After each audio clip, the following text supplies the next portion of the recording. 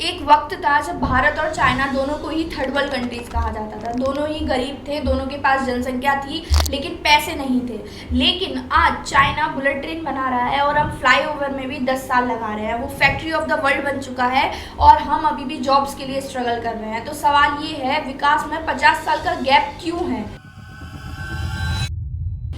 So hello everyone, I am Anjali and you are watching Seeking Facts. तो आज इस video में हम बात करेंगे कि कैसे ऐसे दो देश जो लगभग एक ही समय के आसपास आज़ाद हुए थे, लेकिन उसके बावजूद भी एक देश इतना आगे चला गया और एक देश इतना पीछे रह गया। क्या कारण थे कि चाइना इतना ज़्यादा डेवलप हो गया और इंडिया उससे 50 साल पीछे चला गया? यहाँ पे वो कहावत सूट होती है कि जब आप वक्त की कदर नहीं करते तो वक्त भी आपकी कदर नहीं करता। सन 1947 में भारत आज़ाद हुआ और सन 1949 में चाइना कम्युनिस्ट बना। चाइना भारत के 2 साल बाद आज़ाद हुआ, लेकिन उसके बावजूद भी ऐसा क्या हुआ कि चाइना और इंडिया में 50 साल का डेवलपमेंट का अंतर आ गया। दोनों ही देश एक्सट्रीम पॉवर्टी में थे, दोनों को कॉलोनियल ट्रॉमा मिला था, लेकिन दोनों ने अलग रास्ते चुने। 1950 में दोनों देशों का जीडीपी पर कैपिटा लगभग बराबर था। लिटरेसी रेट इंडिया में 18% थी, वहीं चाइना में 20% थी। यानी कि स्टार्ट लाइन दोनों की ही सेम थी, पर रेस में चाइना आगे निकल गया। क्यों? क्या थे वो कारण? आइए सबसे पहले बात करते हैं एक ऐसी नींव की जो किसी भी कंट्री के डेवलपमेंट के लिए, फ्यूचर डेवलपमेंट के लिए बहुत ज़्यादा इम्पॉर्टेंट है।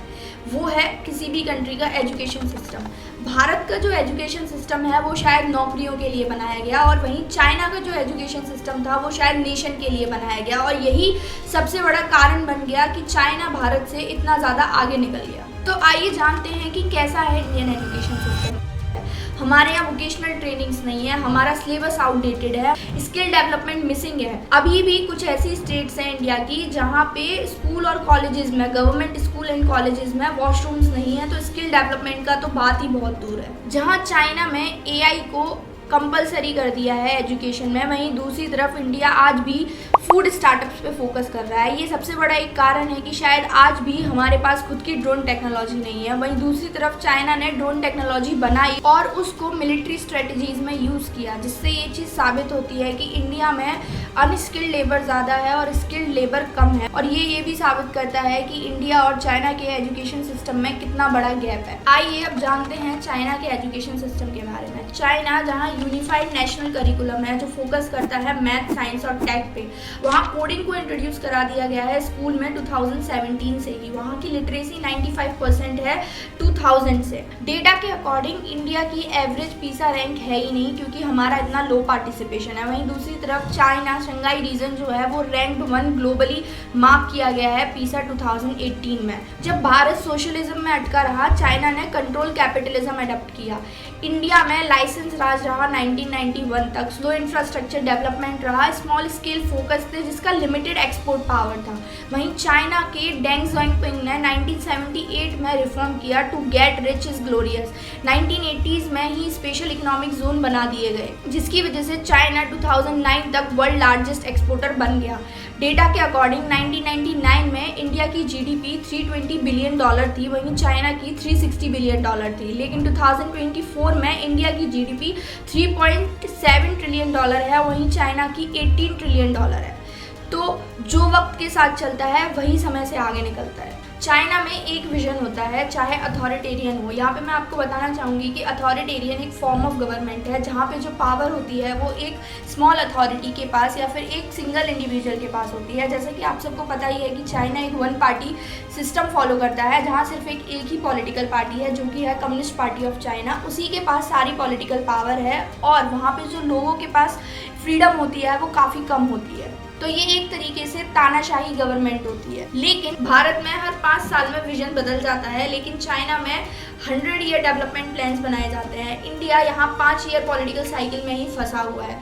वहाँ पे नेशन फर्स्ट पॉलिसी चलती है, लेकिन यहाँ पे इलेक्शन फर्स्ट पॉलिसी चलती है। वो कहते हैं ना, जहाँ राजा राजनीति करे वहाँ प्रजा पीछे ही रह जाती है।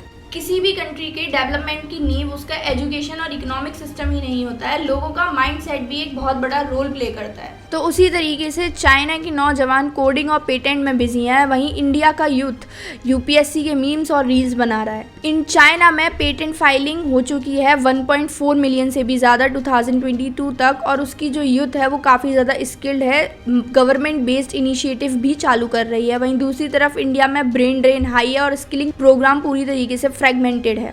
तो आइए अब जानते हैं कि चाइना किस तरीके से मैन्युफैक्चरिंग सुपर पावर बन गया। चाइना दुनिया का 31.6% मैन्युफैक्चरिंग करता है। एप्पल, टेस्ला, हुआई सबकी फैक्ट्रीज चाइना में है। भारत कहीं ना कहीं अभी भी मैन्युफैक्चरिंग सेक्टर में काफ़ी ज़्यादा स्ट्रगल कर रहा है, जिसकी वजह से चाइना ने दुनिया में अपनी एक जगह बनाई और हम अभी भी ATM में से नोट देख रहे हैं। 2022 में चाइना ने 1.58 मिलियन पेटेंट फाइल किए, वहीं भारत ने सिर्फ 66,000। चाइना ने AI, 5G, बायोटेक में इन्वेस्टमेंट किया। हुआई, टेंसेंट, बाइडू जैसे ग्लोबल टेक जाइंट्स बनाए। भारत में स्टार्टअप तो बनते हैं लेकिन ज़्यादातर फंडिंग और टेक्नोलॉजी भी इंपोर्ट होती है। ये ऐसा ही है कि जुगाड़ से रॉकेट नहीं उड़ता है, उसके लिए रिसर्च एंड डेवलपमेंट चाहिए। टैरिफ वॉर के बारे में तो आप सबको पता ही होगा, लेकिन आपको नहीं पता है तो मैंने रिसेंट में ही टैरिफ वॉर पे एक वीडियो बनाई है, आप सब उससे जाके देख सकते हैं और समझ सकते हैं कि क्या टैरिफ वॉर चल रहा है USA और चाइना के बीच में। तो 2024 में ट्रंप ने दोबारा से US इलेक्शन जीते और उसके बाद चाइनीज़ गुड्स पे 60% तक का टैरिफ लगाया, जो बाद में काफ़ी बढ़ा भी दिया था, जिसका सबसे बड़ा कारण ये था कि चाइना सिर्फ एक इकनॉमी नहीं है, वो एक सुपर पावर है और अमेरिका को इसका डर लग रहा है। चाइना ने BRICS, Belt and Road Initiative, Africa में पोर्ट्स और पाकिस्तान में CPEC जैसे ग्लोबल प्लान्स बना रखे हैं। और वहीं दूसरी तरफ इंडिया अभी भी कहीं ना कहीं क्वाड और इंडो पैसिफिक अलायंस में ही अटका हुआ है, लेकिन ग्लोबल लीडरशिप का विजन अभी भी उतना क्लियर नहीं है। क्या आइडेंटिटी क्राइसिस एक कारण हो सकता है कि चाइना और इंडिया में इतना ज़्यादा डेवलपमेंट गैप है? आप सबको पता ही होगा कि इंडिया पूरे वर्ल्ड की सबसे ज़्यादा डाइवर्स कंट्री है। यहाँ पे बहुत सारे कास्ट हैं, यहाँ पे बहुत सारे रिलीजन्स हैं, यहाँ पे बहुत सारी लैंग्वेज बोली जाती हैं और पूरी इंडियन पॉलिटिक्स इन्हीं के इर्द गिर्द घूमती है। यहाँ पे वोट बैंक हासिल करने का जरिया ही रिजर्वेशन और राइट्स हैं। वहीं दूसरी तरफ चाइना में सिर्फ एक ही आइडेंटिटी है और उनका मानना ये है कि हम सब चाइनीज़ हैं। वहाँ कोई कास्ट के बेसिस पे पॉलिटिक्स नहीं होती है, वहाँ लैंग्वेज के बेसिस पे पॉलिटिक्स नहीं है, वहाँ रिलीजन के बेसिस पे पॉलिटिक्स नहीं है, जो एक सबसे बड़ा कारण है कि वहाँ पे मेन मुद्दों पे फोकस किया जाता है, जो सोसाइटल इशू है वहाँ पे फोकस किया जाता है और इसकी वजह से शायद चाइना इतना ज़्यादा डेवलप कर चुका है। वहीं दूसरी तरफ इंडियन पॉलिटिक्स आधे से ज़्यादा टाइम तो रिजर्वेशन, राइट्स, कास्ट, रिलीजन और लैंग्वेज के बेसिस पे ही सराउंडेड रहती है, जिसकी वजह से हम कभी भी असल मुद्दों तक पहुँच ही नहीं पाते। हमारी गवर्नमेंट भी अगर चूज़ होती है तो ये देख के चूज़ होती है कि किस जाति का नेता खड़ा है उसी को हम वोट देंगे, अगर वो हमारी जाति का है तो हम वोट देंगे, हमारी जाति का नहीं है तो हम वोट नहीं देंगे। हम कभी भी पॉलिटिकल पार्टीज के पॉलिटिकल एजेंडा पे फोकस करते ही नहीं है कि वो डेवलपमेंट के इश्यूज़ को फोकस कर रहा है, वो सोसाइटल इश्यूज़ को फोकस कर रहा है, वो हमारे इश्यूज़ को हाईलाइट कर रहे हैं या नहीं कर रहे हैं। हम सिर्फ ये देखते हैं ये हमारी कास्ट का है तो चलो वोट दे देते हैं। यहाँ वही लोकोक्ति फिट होती है कि जहाँ घर में ही लड़ाई होगी वहाँ दूसरा मकान कैसे बनेगा। इस वीडियो में हमने बहुत सारे मुद्दों पे बात करी, जहाँ हमने जाना कि मेन इशू कहाँ पे है जिसकी वजह से चाइना और इंडिया में इतना ज़्यादा गैप आ चुका है। लेकिन यहाँ सवाल ये भी उठता है, क्या हम इस गैप को पकड़ सकते हैं? इसके लिए हमें ज़रूरत है एक लॉन्ग टर्म विजन की, स्ट्रॉन्ग इंस्टीट्यूशन की और यूनाइटेड आइडेंटिटी की। भारत के पास टैलेंट है, यूथ है और डिजिटल स्ट्रेंथ भी है, लेकिन अभी भी कहीं ना कहीं हमारा जो एजुकेशन सिस्टम है, इकोनॉमिक सिस्टम है, पॉलिटिकल सिस्टम है और जो सोसाइटल माइंडसेट है वो कहीं ना कहीं बहुत पीछे है चाइना से।